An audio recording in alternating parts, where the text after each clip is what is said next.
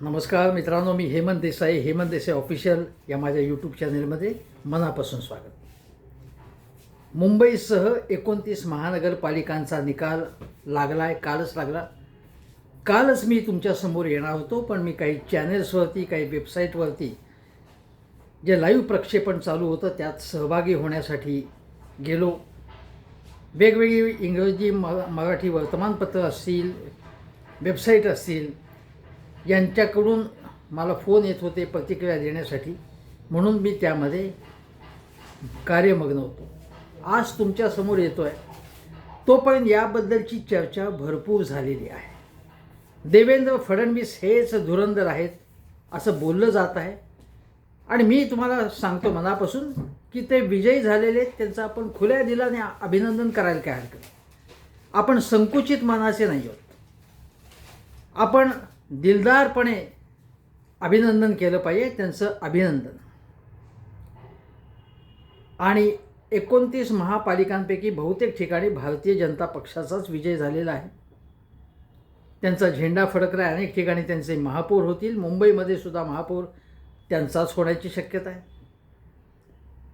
आता हे सगळं आपल्याला माहिती आहे.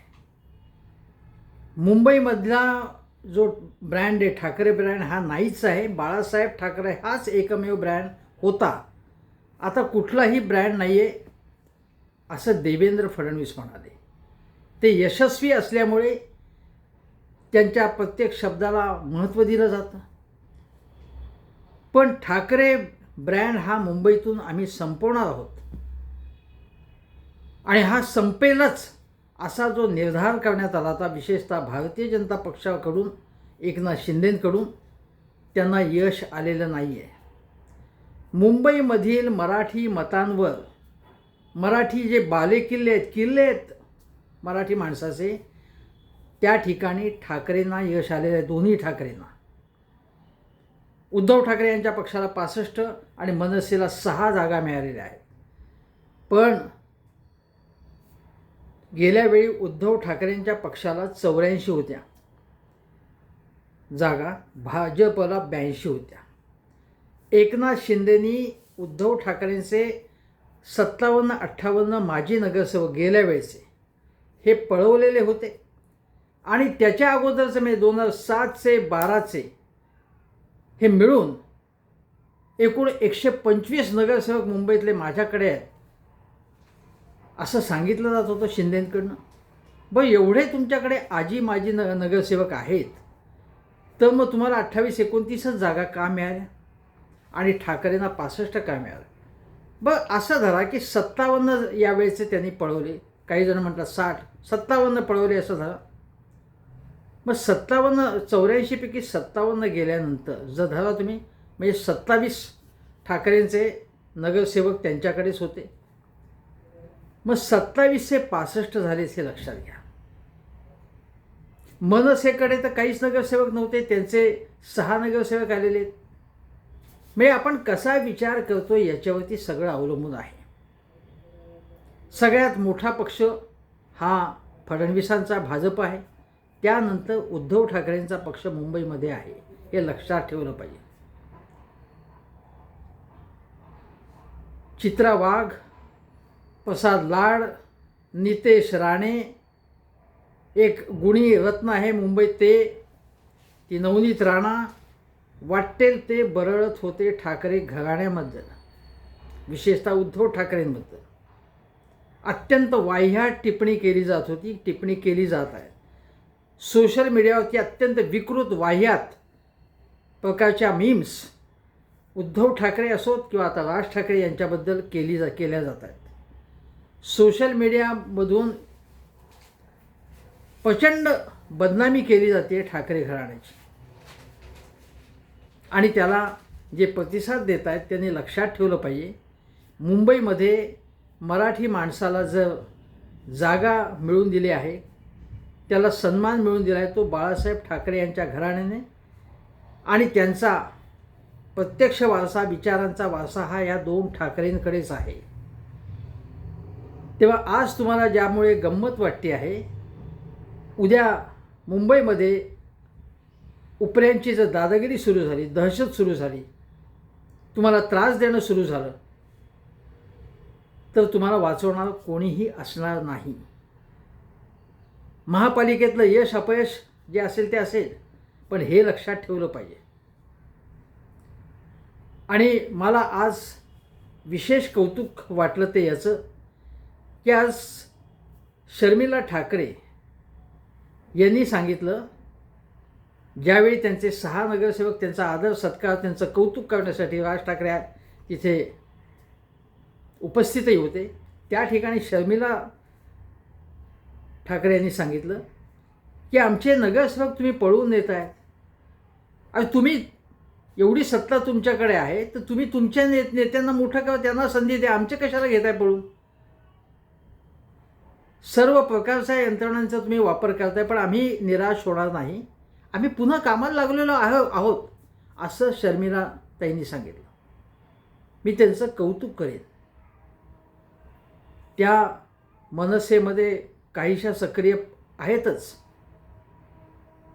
मनसैनिकांवरती त्या अत्यंत आपुलकीने आस्थेने प्रेम करतात आणि त्यांना आत्मविश्वास देणं हे काम ज्या धैर्याने या महिलेने केलेलं आहे त्याबद्दल मी शर्मिला ठाकरे यांचं मनापासून अभिनंदन करतो. एखादा माणूस खचून जातो अशा वेळी, पुरुष खचून जातात, महिला खचून जातात, पण शर्मिला ठाकरे या अजिबात खचल्या नाही. अत्यंत हसतमुखाने त्या याला सामोरे झालेत. जे काही संकट असेल, जी काही परिस्थिती असेल त्याला. आणि ही गोष्ट कार्यकर्त्यांना हुरूप देणारी असते, उमेद देणारी असते की नाही, आमचे नेते आमच्या मागे आहेत. राज ठाकरे उभे आहेत. राज ठाकरेंसुद्धा जी पोस्ट लिहिली, भावनिक पोस्ट लिहिली, पण त्यांनी सांगितलं की आमचे जे नगरसेवक आहेत ते लढतील मराठी भाषेसाठी. मराठी भाषा, मराठी अस्मिता आमचा श्वास आहे, आमचा प्राण आहे, आमचं अस्तित्व आहे. ते म्हणजे आमचं अस्तित्व म्हणजेच मराठी अस्मिता, मराठी अभिमान असा आहे. आणि राज ठाकरे नेहमी सांगतात की आमची जमीन गेली आणि आमची संस्कृती गेली तर आम्ही मेलो. आणि मग आपण मेलो तर काय, आम्ही मरणार नाहीत. आणि केवळ जिवंत आहोत एवढं आमचं अस्तित्व नसेल. आमचं अस्तित्व हे आमचं स्वत्व आम्ही सांभाळू. स्वत्व म्हणजे काय की आमची जमीन सांभाळू, पण एवढंच नाही, आमची संस्कृती, आमची मराठी भाषा, मराठी माणूस एकमेकाला जोडून असेल. आणि कोणी अपमान केला तर आम्ही तो सहन करणार नाही. मी तुम्हाला सांगतो की जे राज ठाकरे म्हणाले त्याचा एक पुढचा भाग तुम्हाला सांगतो की मार्मिकमध्ये बाळासाहेब ठाकरेंनी काय म्हटलं होतं बघा. मार्मिकचा जुना अग्रलेख, त्यामध्ये ते असं म्हणाले की अन्य राज्यातील देशबांधवांवर आम्ही, ही 1965 सालची गोष्ट आहे, मार्मिकमधून, आम्ही महाराष्ट्र हिताच्या दृष्टीने टीका करत असलो तरी आमच्या मनात त्यांच्याबद्दल आकस नाही. त्यांनी जर काही चांगले केले तर त्याचा आम्ही गौरवही करू असं ते म्हणाले. 1965 साली बाळासाहेबांनी अन्य प्रांतीय, अन्य धर्मीय कोणी त्यांचा द्वेष केले नाही. बाळासाहेब म्हणायचे की जे मुसलमान या देशावर प्रेम करतात त्यांच्यावरती आम्ही प्रेम करतो, ते आमचेच आहेत. शाबीर शेख हे मंत्री होते युती सरकारमध्ये, मोठे नेते होते शिवसेनेचे, अनेक जण आहेत. अजूनही अनेक मुस्लिमसुद्धा नेते त्यांच्याकडे आहेत, जे नितेश राणे अत्यंत हीन स्वरूपाची भाषा करतात. कोणालाही, कुठल्याही मुस्लिम व्यक्तीला जिहादी, हिरवा साप असं म्हणणं हे अत्यंत गंभीर गुन्हा आहे. एखाद्या सामान्य माणसाने, कुठल्याही माणसाने केलं, कुठल्याही पक्षाच्या किंवा सामान्य माणसाने, तर त्याच्यावर गुन्हा नोंदवला गेला पाहिजे. एक मंत्री अशा प्रकारची भाषा करतात महाराष्ट्रामध्ये, हे अत्यंत धक्कादायक आहे. आणि एक गोष्ट सांगतो, कोणी वंदा कोणी निंदा, महाराष्ट्र हिताचा अमुचा धंदा, असं बाळासाहेब ठाकरेंनी मार्मिकमध्ये लिहिलं होतं. आम्ही महाराष्ट्रप्रेमी आहोत, आम्ही भारतनिष्ठ आहोत, भारताची एकनिष्ठ आहोत, ही त्यांची भूमिका होती आणि ही अत्यंत चांगली भूमिका होती. राज ठाकरेंनी ज्याप्रमाणे आपल्या मनसैनिकांना उत्साह दिला आहे, त्यांना प्रोत्साहन दिलं आहे. त्याप्रमाणे उद्धव ठाकरेंनी सुद्धा भाषा केली आहे की आपला पराभव झालेला नाही असं ते म्हणाले.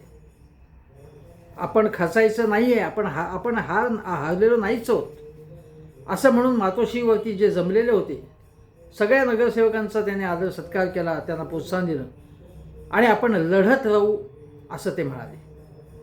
याबद्दल दोन्ही ठाकरेंचं मी कौतुक करेन. एक लक्षात घेतलं पाहिजे की कौतुक करणं आणि चमचेगिरी करणं याच्यात फरक आहे. मी चांगल्याला चांगलं म्हणतो आणि मी त्याच वेळी म्हणेन की फडणवीसांचं मी अभिनंदन केलं.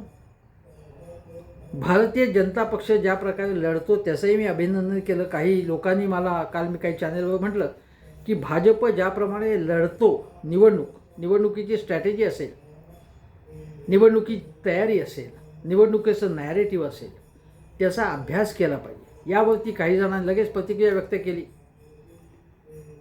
की भाजपच्या बाकीच्या ज्या करामती असतील त्यामुळे निवडणूक जिंकतो तो, आणि हे काय कौतुक करतात. माझं म्हणणं असं आहे की भारतीय जनता पक्ष हे निवडणुकीचं मशीन आहे. त्यामध्ये सर्व प्रकार, सर्व युक्त्या ते वापरतात.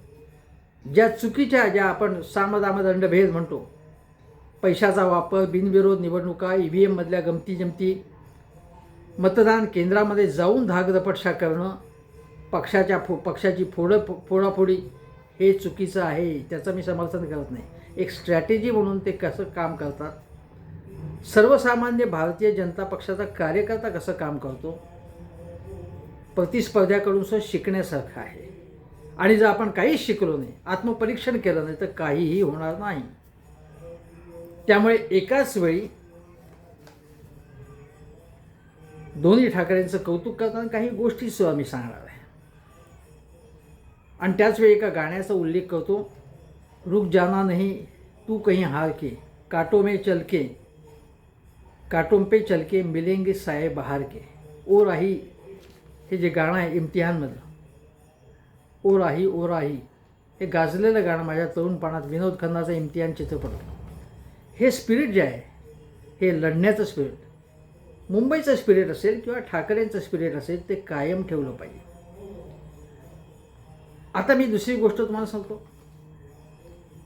की मी तुम्हाला सांगितलं की मराठी जी मतं आहेत किंवा मराठी सगळे बाले केले त्या सगळ्या ठिकाणी ठाकरे, म्हणजे वरळी घ्या, तुम्ही शिवडी घ्या, लालबाग घ्या, परळ घ्या, गिरणगाव घ्या,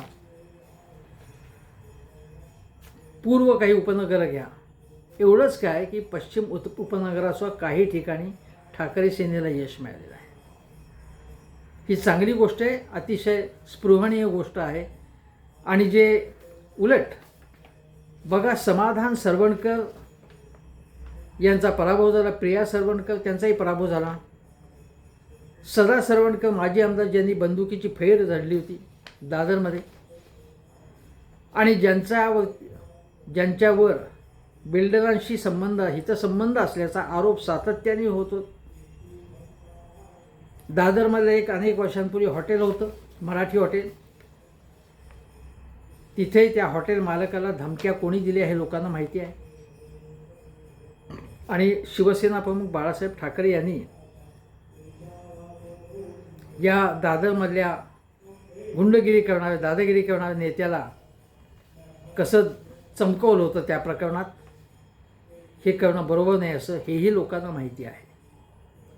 पण महेश सावंत जे आमदार आहेत, लढवय्ये आमदार आहेत दादरचे, शिवसेनेचे, उद्धव ठाकरे यांच्या, त्यांनी आज जयघोष केला आणि ते म्हणाले की हा पराभव व्हावा यांचा, हे माझं स्वप्न होतं. ते तर तिथून निवडून आलेच, सदा सरवणकरांचा पराभव करून महेश सावंत निवडून आलेच. पण ते म्हणाले की आमचा पराभव करणं हे माझं स्वप्न होतं. आम्ही सामान्य माणसं आहोत, सामान्य माणसाचे प्रतिनिधी आहोत आणि हे बिल्डरांचे प्रतिनिधी आहेत. त्यांना इथून माघारी पाठवण्याचं, घरी पाठवण्याचं स्वप्न होतं आणि म्हणून महेश सावंत यांनी अत्यंत जयघोष केला.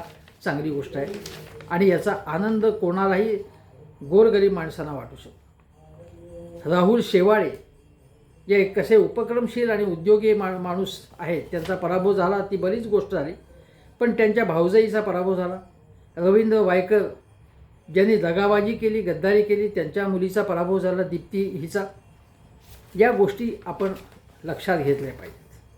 आता एक सांगायचं तुम्हाला की राज ठाकरे म्हणाले की अपार अचाट धनशक्ती, सत्तेची शक्ती विरुद्ध शिवशक्ती असा हा लढाई होता. जे निवडून आले ते पुरून उरतील, म्हणजे सत्ताधाऱ्यांना जाब विचारतील, प्रश्न विचारतील, सर्वसामान्य माणसाची दुःख मांडतील आणि मराठी माणसाची भाषेची अस्मितेची ही लढाई, हेच आपलं अस्तित्व आहे आणि हीच मराठी आहे. अतिशय चांगल्या, अतिशय समर्पक शब्दात राज ठाकरे यांनी आपल्या भावना व्यक्त केल्या आणि उमेद दिलेली आहे. आता त्याचवेळी दुसरी एक गोष्ट आपल्या समोर येते ती अशी की एकनाथ शिंदे यांचे जे 28-29 नगरसेवक आहेत त्यांना त्यांनी एका हॉटेलमध्ये ठेवले. म्हणजे ज्यांनी गद्दारी केली, जे इथून पळून गेले, म्हणजे जे आमदार, त्यांच्याच पक्षाचे नगरसेवक आज हॉटेलमध्ये एका राहतात. आता ठाकरेंनी समजा ठेवले असते तर लगेच प्रश्न विचारतात भाजपवाले किंवा हे फडणवीसांचे जे चमचे लोक आहेत, तुकार नेते त्यांचे, हे हॉटेलचा बिल कसं आहे, कोणी भरलं, खर्च कोणी केला, वगैरे वगैरे. मग आता हे 3 दिवस राहणार आहेत हॉटेलमध्ये, तो खर्च कोणी केला असा प्रश्न हे विचारणार नाही. बाळासाहेब ठाकरे हे सतत बाहेर नसायचे, ते घरून संपूर्ण परिस्थितीवर नियंत्रण ठेवायचे. ते घरी का बसतात असा प्रश्न शिंदेनी विचारला नाही. शिंदेचा फारसा संबंधच नव्हता त्यांच्याशी. पण उद्धव ठाकरेंना ते प्रश्न हा विचारला. राज ठाकरेंना हा प्रश्न विचारत नाहीत ते की राज ठाकरे तुम्ही रोज सकाळी बाहेर का नाही जात, बाहेर काय जात नाही. राज ठाकरे घरात बसून आणि योग्य वेळी जेव्हा वाटेल तेव्हा, आवश्यकता असेल तेव्हा बाहेर फिरून आता शाखांना भेटी दिल्या त्यांनी. उद्धव ठाकरे जेव्हा तेव्हा गरज असेल तेव्हा जातात बाहेर, दौरे करतात. पण राज ठाकरेंनाही त्यांनी असा प्रश्न विचारला, तुम्ही घरी का बसलात म्हणून. सकाळी 6ला उठून लगेच बाहेर लोकांनी फिरलं पाहिजे. मी लोकात जाणारा माणूस आहे, मी लोकात फिरणारा माणूस आहे, हे एकनाथ शिंदे म्हणतात. एवढे तुम्ही फिरता, एवढे भटकता, एवढी सत्ता तुमच्याकडे, एवढे लोकांना पैसे देता तुम्ही, वाटता, मग मुंबईमध्ये फक्त 28-29 का आले. तुम्हीच म्हणत होता ना ठाकरेंची शिवसेना ही खरी नाही, मग ठाकरेंची ताकद मुंबईत का दिसून आली. कुठल्याही प्रकारचा सगळी प्रतिकूलता राज ठाकरे आणि उद्धव ठाकरेंसमोर होती. पण राज ठाकरे आणि आदित्य ठाकरे यांच्या, विशेषतः या दोघांचा उल्लेख करतो, शिवतीर्थावरच्या भाषणाने संपूर्ण वातावरण बदलून टाकलं. उद्धव ठाकरे यांनी सुद्धा घणाघाती भाषण केलं तिथे आणि वातावरण बदलल्यानंतर परिस्थिती बदलली. ठाकरेंच्या जागा भरपूर आल्या निवडून सगळ्या मराठी ठिकाणी. एवढंच नाही, मी सांगितलं की ज्या ठिकाणी गुजराती भाषिक आहेत, परप्रांतीय, तिथे सुद्धा काही जागा आलेल्या आहेत. काही जागा थोड्या मतांनी त्यांच्या गेलेल्या आहेत. त्यामुळे निराश होण्याचं काहीच कारण नाही आहे. आता मुंबई, पुणे, नाशिक, नागपूर, संभाजीनगर अशा मोठ्या शहरामध्ये भाजपची सत्ता असेल, महायुतीची सत्ता असणार. आता गंमत अशी सांगायची आहे तुम्हाला याच्यात की मी तुम्हाला सांगितलं त्याप्रमाणे ठाकरेंनी नवमोहित होण्याचं काहीही कारण नाही आहे.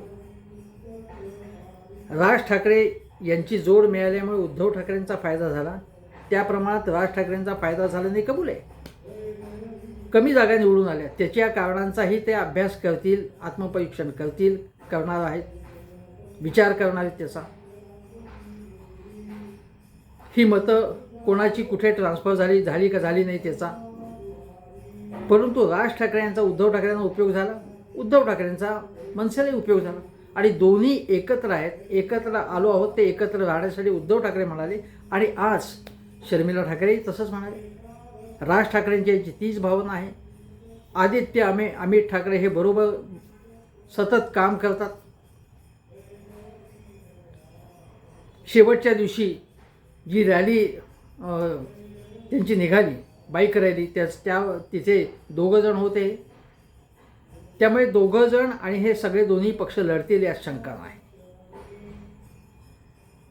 उद्धव ठाकरे यांच्या 84 जागा आता 65 आहेत. पण अँटी इन्कमन्सी असते ना, कुठल्याही ठिकाणी अँटी इन्कमन्सी असते. 25 वर्ष सत्ता होती, त्यानंतर ही सत्ता गेली, यात काहीही आश्चर्य नाही.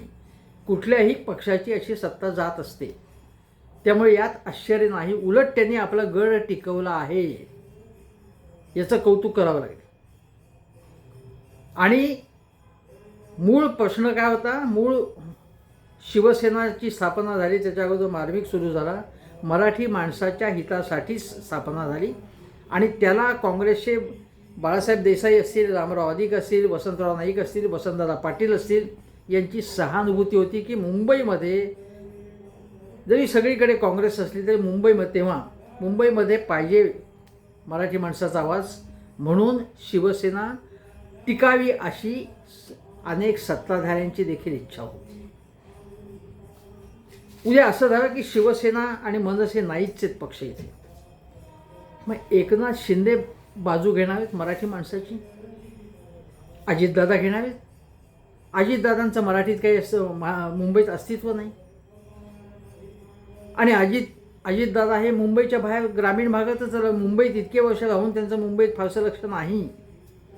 मुंबई हा त्यांचा आत्मा नाही आहे, त्यांचं लक्ष दुसरीकडे आहे. मग कोण घेणार मराठी माणसाची कळ, हे याचा विचार केला पाहिजे. आता हे सगळं झाल्यानंतर थोडं आत्मपरीक्षणही केलं पाहिजे.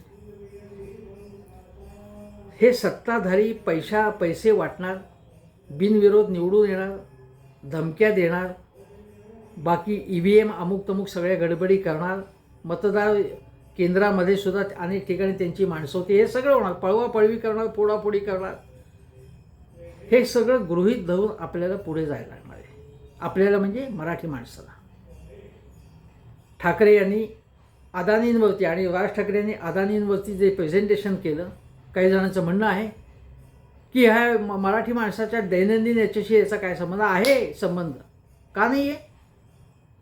जो ग्राफ दाखवला त्यांनी, तो प्रत्येक गोष्ट अदानीना, म्हणजे हे सगळं गुजरातच्या हितासाठी आहे. मुंबई गुजरातला जोडणं यासाठी आहे. मी तुम्हाला एक आकडेवारी सांगतो. ज्यावेळी अगोदर द्वैभाषिक होतं, 56मध्ये झालं, महाराष्ट्र गुजरात एकच द्वैभाषिक झालं. गुजराती लोकांना, गुजराती भांडवलदारांना मुंबई हवी होती स्वतःसाठी, ती मिळाली नाही. आपण लढून ती मिळवली. संयुक्त महाराष्ट्र समिती जी होती महाराष्ट्राच्या निर्मितीसाठी, तिला 57च्या निवडणुकीमध्ये द्वैभाषिक झालं, 56-57च्या निवडणुकीमध्ये घवघवीत यश मिळालं. काँग्रेसच्या विरोधात घवघवीत यश मिळालं. त्या समाजवादी होते, कम्युनिस्ट होते, प्रबोधनकार ठाकरे होते. प्रबोधनकारांच्या घरी बैठका व्हायच्या, त्यात बाळासाहेब ठाकरे सुद्धा तिथे असायचे. आचार्य अत्रे होते, कॉम्रेड डांगे होते, SM जोशी, अनेक जण होते. त्यावेळी घवघवीत यश मिळालं. 1960 साली संयुक्त महाराष्ट्र झाला. या लढ्यामधले एक शाहीर अमर शेख याचा उद्धव ठाकरे यांनी आवर्जून उल्लेख केला होता. हे जे कोकणातलं जे वाचाळवीर आहेत, कोकणातले जे सतत बडबड करतात ना, हिरवे साप, शाहीर अमर शेख हे मुस्लिम होते आणि संयुक्त महाराष्ट्रासाठी लढत होते. त्याचा उद्धव ठाकरेंनी आवर्जून उल्लेख केला. म्हणजे यांचं, उद्धव ठाकरेंचं हिंदुत्व सर्वसमावेशक आहे. राज ठाकरे यांचं लक्ष मराठी माणसावरती जास्त आहे. उद्धव ठाकरे यांचं सुद्धा आहे, कारण ते बाळासाहेब ठाकरे यांचेच वंशज आहेत. महाराष्ट्रात हिताचा अमुचा धंदा, हेच तर मार्मिकचं ब्रीदवाक्य होतं. हेच तर सामनाचं ब्रीदवाक्य आहे. हे शिवसेनेचं आहे, हे मनसेचं ब्रीदवाक्य आहे. महाराष्ट्र हित. आणि महाराष्ट्र हित म्हणजे जो महाराष्ट्राला आपला मानतो तो, हे लक्षात घेतलं पाहिजे. ज्यावेळी महाराष्ट्राची स्थापना झाली तेव्हा गुजरातला नवीन राजधानी करावी लागणार होती. महाराष्ट्राची राजधानी मुंबई होतीच. मग आपण महाराष्ट्राने गुजरातला पहिल्यांदा 12.36 कोटी दिले. करार झाला की बाबा नवीन गुजरात राज्य होते, त्यासाठी महाराष्ट्राने द्यावे, त्यांना काही उभारणी, त्यांना नवीन राज्य निर्मितीसाठी जे काही लागेल ते.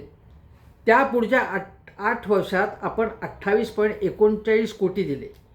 एकूण 40,75,00,000 रुपये करारानुसार महाराष्ट्र आणि गुजरातला दिले. अहमदाबादमध्ये राजधानी उभी करण्यासाठी आपण 10 कोटी रुपये दिले. 10 कोटी रुपये म्हणजे गुजरात राज्याशी आपलं भांडण नाही आहे.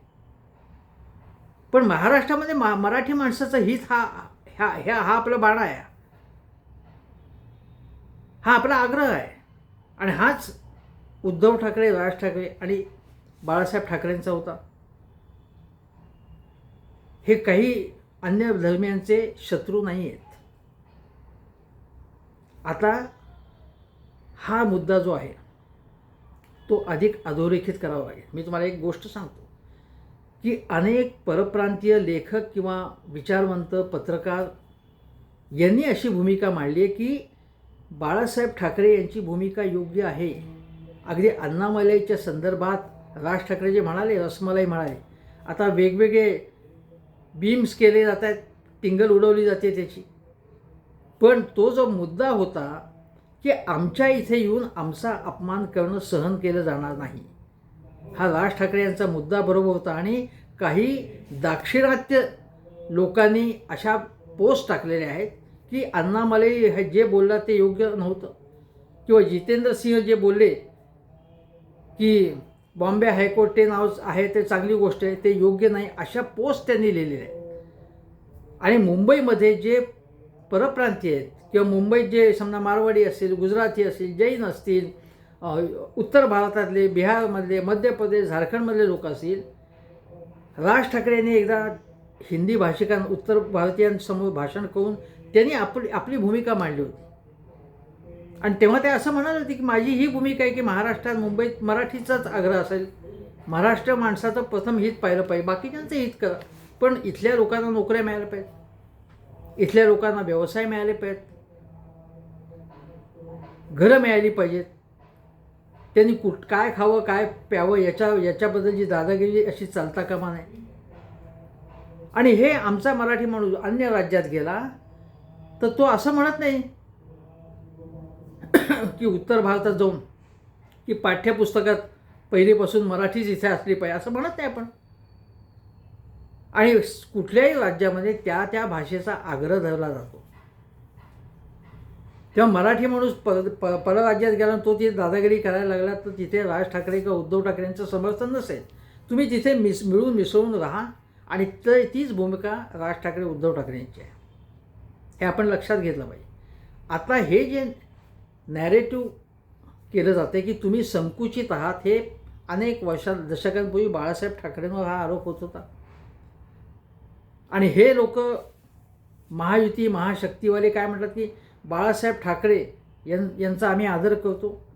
पण बाळासाहेब ठाकरे यांची भूमिका हीच होती जी उद्धव ठाकरे, राज ठाकरे, कारण त्यांच्याचकडून यांच्याकडे हा वारसा आहे या भूमिकेचा.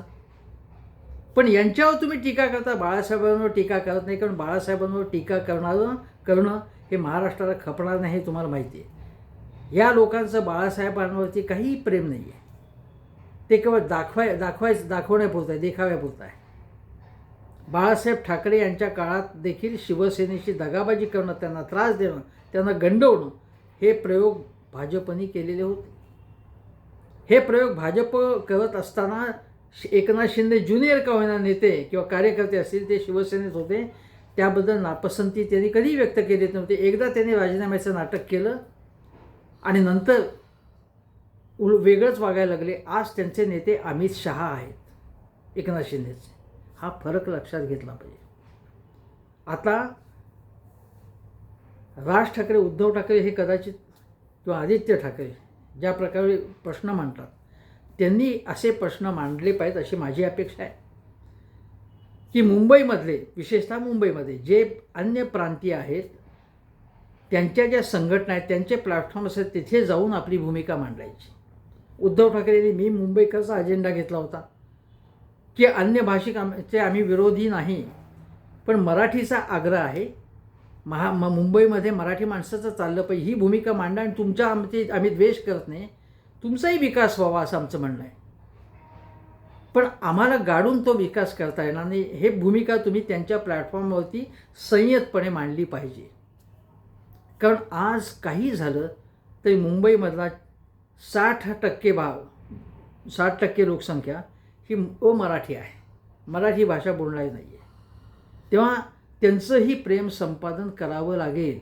टॉवर्स वाढत आहेत, टॉवर्समध्ये मराठी माणूस नाही. मराठी माणूस मुंबईच्या बाहेर, त्याला घरं इथली परवडणार नाही. काही अन्य गोष्टी असतात की कुटुंब मोठं होतं, लग्न होतात, मग त्यांना नवीन घरं घ्यावी लागतात. हे सगळं लक्षात घेऊन अन्य भाषिकांपर्यंतसुद्धा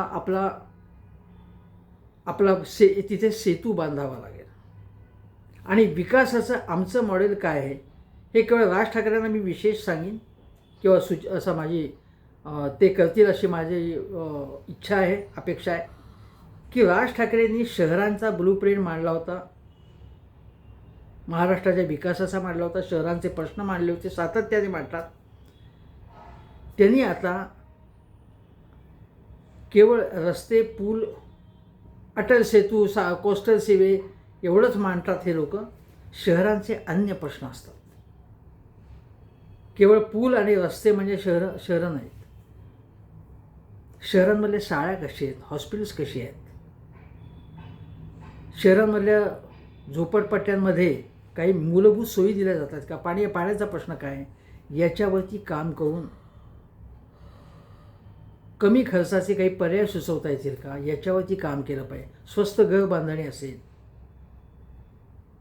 स्वस्त रस्त्यामध्ये सुद्धा कुठली टेक्नॉलॉजी केली पाहिजे. पार्किंगचे प्रश्न मांडत असतात राज ठाकरे.